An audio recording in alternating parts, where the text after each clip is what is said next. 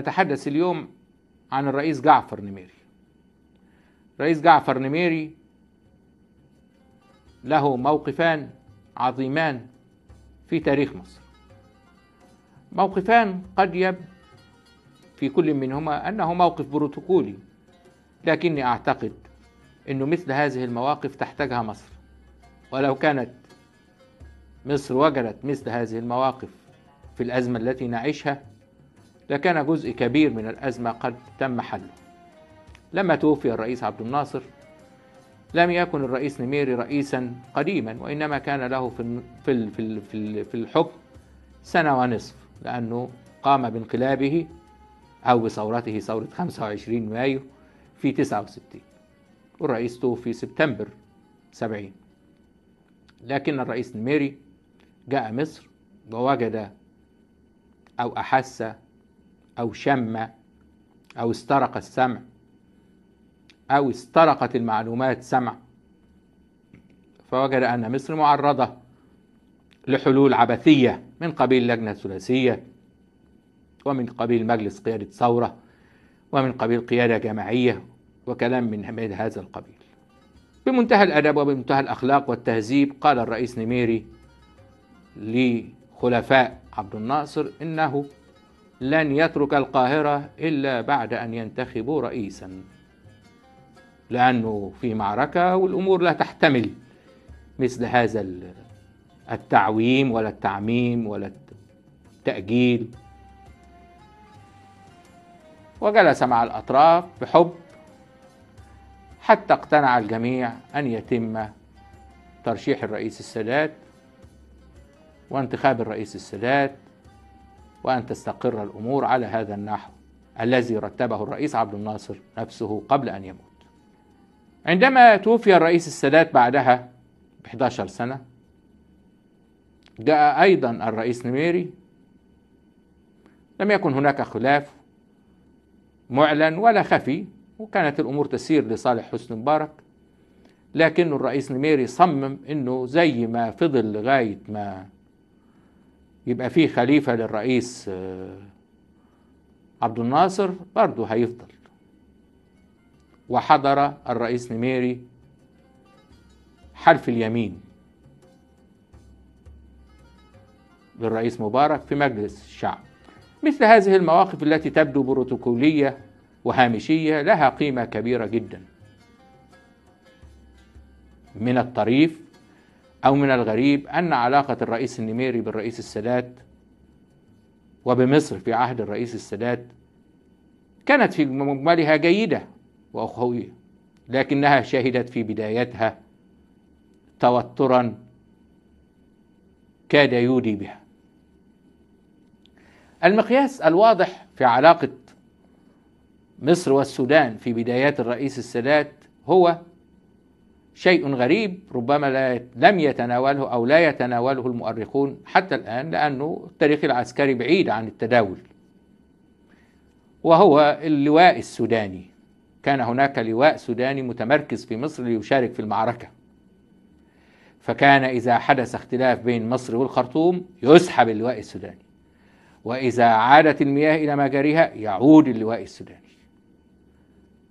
فكان وجود اللواء وغياب اللواء مؤشرا للعلاقة المصرية السودانية في ذلك الوقت. لم ينتبه إلى هذه الحقيقة من مؤرخين غير الدكتور عبد العظيم رمضان عليه رحمة الله عندما تحدث عن العلاقات العربية وشأنها في حرب أكتوبر 73. لماذا توترت العلاقات وكانت الأمور تسير سيرا في ظاهره طبيعيا؟ الصدف هي التي تخلق من أحداث طبيعية تسير في اتجاه اليمين أحداثا مضطرة إلى أن تسير في اتجاه اليسار، والعكس صحيح. بعد أن أتم السادات ما سماه حركته التصحيحية في 15 مايو أو ثورته، كان لابد أن يطيب خاطر الروس أو السوفييت،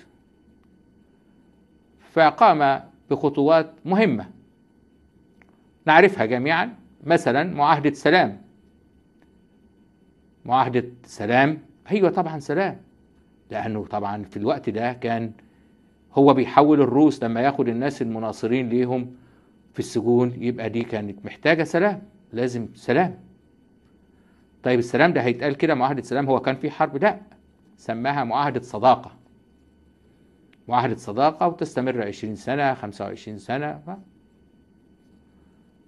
ويعطى فيها سوفيت كلام ما خلوش قبل، طبعا لأنك لازم تداري على الموقف.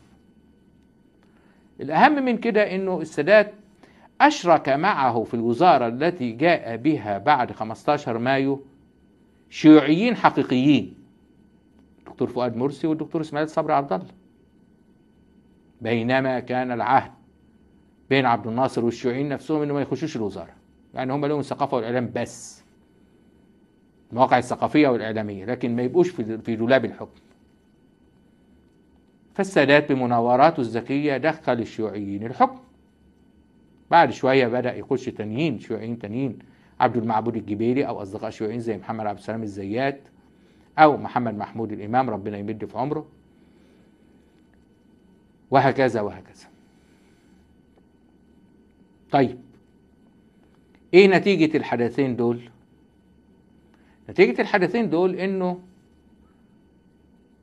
مش بالصدفة البحتة بقى، وإنما ده بترتيبات كبيرة دولية، يقوم انقلاب شيوعي في السودان اللي هو معروف في التاريخ باسم انقلاب هاشم العطا في شهر 7. وهذا الانقلاب ينجح في أنه يستولي على حاجات كتير، رغم أن أصلا نيميري كان قايم بتحالف الشيوعيين، وكانت حكومته فيها أغلبية يسارية، وكان كل الأحزاب اليسارية معاه في الانقلاب، إلا أنه عادة اليسار بيتمزق ويتفتت بسرعة ويتعادى بسرعة، ما يصبروش على بعض أبدا اليساريين. واليسار في الوقت ده كان في الوطن العربي بيتقسم شرايح، يساري شيوعي حقيقي، قوميين عرب، ناصريين، يعني دي أبرز الشرائح. المهم يعني أنه الشق الماركسي في ذلك الوقت عايز ينتصر. طيب ايه الفرق بين الماركسي والقومي العربي فيما يتعلق باليسار؟ القومية العربية بتقول لا، الدين الإسلامي موجود، ما نقدرش ننكر الدين الإسلامي. الاشتراكية بتقول ما بتقولش الدين مش موجود، وإنما بتقول تعبير جميل قوي، اللي ما يعرفش سياسة وما يعرفش تاريخ ما يفهموش. يقول لا احنا متمسكين بالاشتراكية العلمية. يعني ايه الاشتراكية العلمية؟ يعني ما فيش دين. فإذا وجدت إنسانا يقول إن أنا متمسك بالاشتراكية العلمية، يعني هو مش عايز يعترف بالدين خالص، ولا مكان للدين، ولا يدي للدين مكان ولا أي حاجة. فالناس بتوع الاشتراكية العلمية دول كانوا خلاص انتصروا في شهر 7/71. مفيش حل قدام أنور السادات إلا أنه يعترف بيهم، لأنه لسه بصالح السوفييت ولسه بيطبطب على السوفييت، وهو عايز من السوفييت سلاح وعايز منهم دعم وقطع غيار وعايز يحارب، وهم موجودين عنده خبراء. فمفيش قدام السادات إذا قام انقلاب شيوعي في أي حتة في الدنيا، رغم أن السادات عدو الشيوعية في التصنيف التاريخي يعني، إلا أنه لازم يقبل بالانقلاب ولازم يعترف به. وهنا جاء الحل للنميري على يد القذافي، وده سر من أسرار تعقد علاقة النميري والقذافي وعناصر القوة فيها على مدى السنوات اللي وجد الرجلان فيها. شيوعيين راجعين نزلوا عند القذافي ترانزيت، القذافي قبض عليهم وسلمهم للنميري، وانتهى الانقلاب الشيوعي. بعد ذلك الشيوعيين طبعا مجدوا القذافي، لأنه طبعا دي مصالح ودي مواقف سياسية ودي تغيرات، وما قدامهمش غير القذافي ونظام شمولي لكن اللي حصل انه اللي قضى على الانقلاب الشيوعي الذي كاد يستولي وينجح في السودان هو القذافي.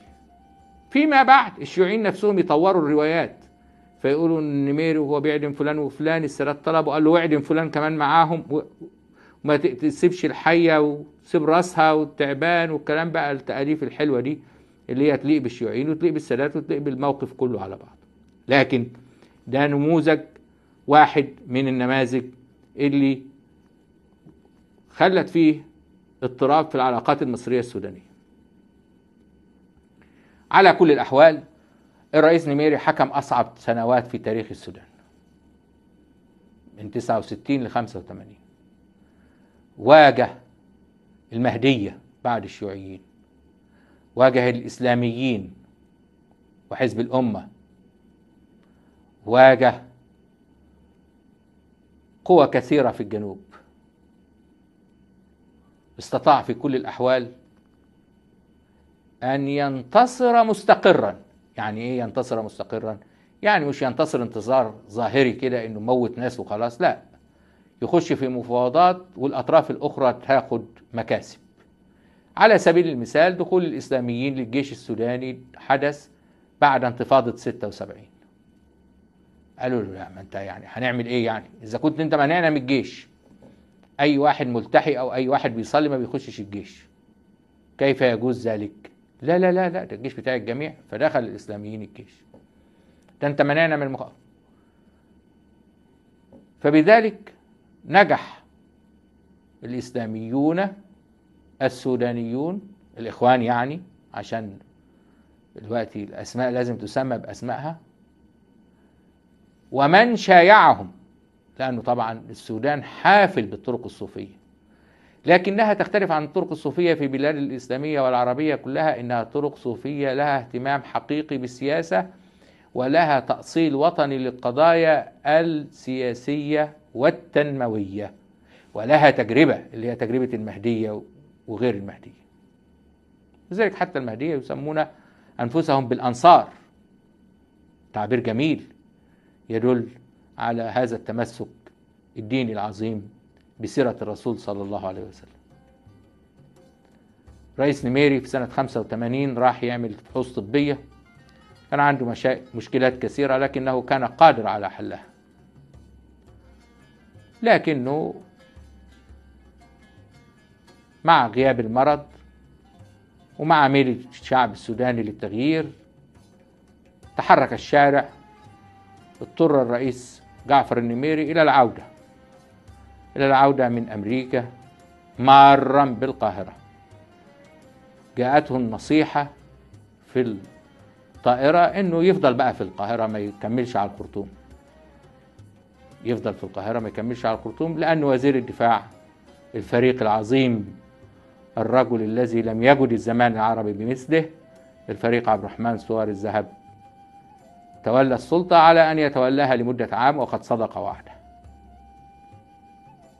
في الطيارة وهو راجع، عادة الإنسان وهو راجع بيفكر هيعمل إيه في الأوضة دي، يا ترى نظفوا له، يا ترى كذا، يا ترى جاب حاجة، يا دواء، نسي كذا.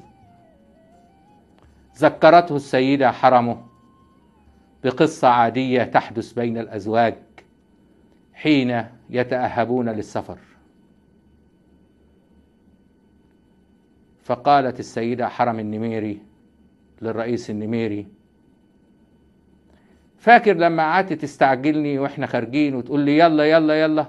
المفروض ان الرؤساء وزوجات الرؤساء ما حدش يستعجلهم، هم يخلصهم، عشان الاستعجال بيخلي الواحد ينسى حاجات، فيمكن يكون هياخد ملف هيناقشه في امريكا، هيعمل حاجه وبتاع.